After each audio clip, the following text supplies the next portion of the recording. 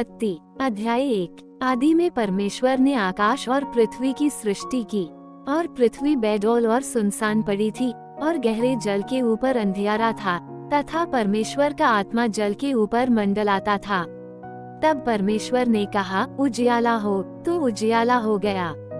और परमेश्वर ने उजियाले को देखा कि अच्छा है, और परमेश्वर ने उजियाले को अंधियारे से अलग किया। और परमेश्वर ने उजियाले को दिन और अंधियारे को रात कहा। तथा सांझ हुई, फिर भोर हुआ।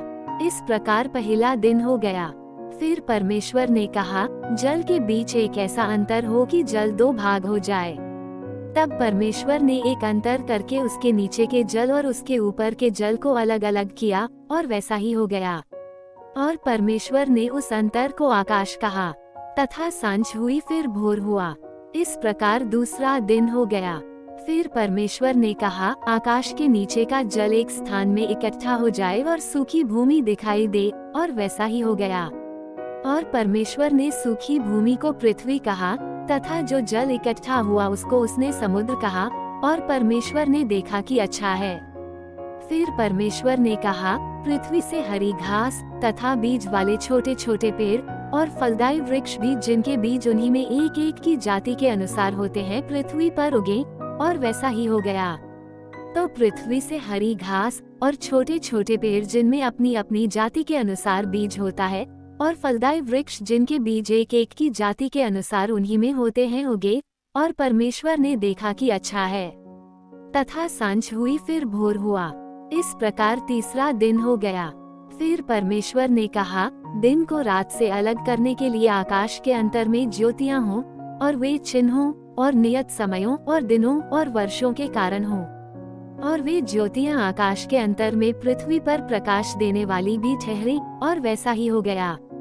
तब परमेश्वर ने दो बड़ी ज्योतियां बनाई। उनमें से बड़ी ज्योति को दिन पर प्रभुता करने के लिए, और छोटी ज्योति को रात पर प्रभुता करने के लिए बनाया, और तारागण को भी बनाया।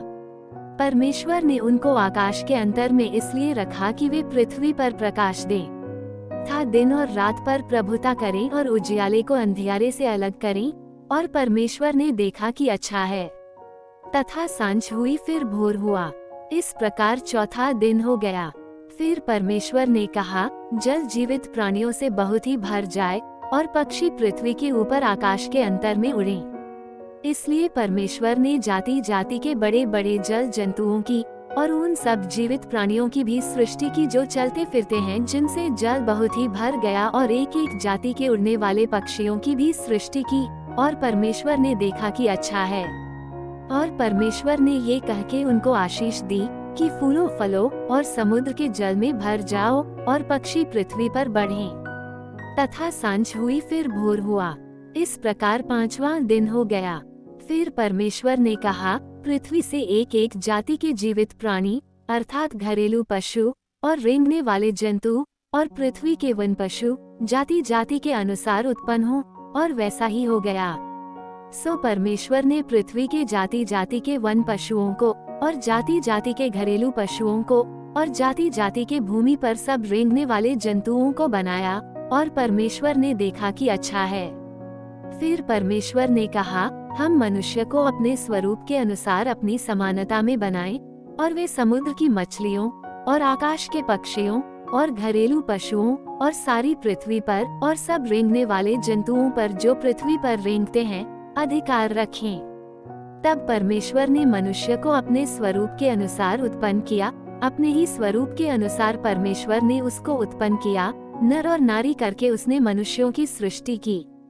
और परमेश्वर ने उनको आशीष दी, और उनसे कहा, फूलो फलो और पृथ्वी में भर जाओ, और उसको अपने वश में कर लो, और समुद्र की मछलियों तथा आकाश के पक्षियों और पृथ्वी पर रेंगने वाले सब जंतुओं पर अधिकार रखो। फिर परमेश्वर ने उनसे कहा, सुनो, जितने बीज वाले छोटे छोटे पेड़ सारी पृथ्वी के ऊपर हैं, और जितने वृक्षों में बीज वाले फल होते हैं, वे सब मैंने तुमको दिए हैं। वे तुम्हारे भोजन के लिए हैं। और जितने पृथ्वी के पशु और आकाश के पक्षी और पृथ्वी पर रेंगने वाले जंतु हैं, जिनमें जीवन के प्राण हैं, उन सब के खाने के लिए मैंने सब हरे हरे छोटे पेड़ दिए हैं। और वैसा ही हो गया। तब परमेश्वर ने जो कुछ बनाया था सबको देखा, तो क्या देखा कि वो बहुत ही अच्छा है। तथा सांझ हुई फिर भोर हुआ। इस प्रकार 6वां दिन हो गया। परमेश्वर इस वचन के पढ़े और सुने जाने के द्वारा आप सभी को आशीष दे।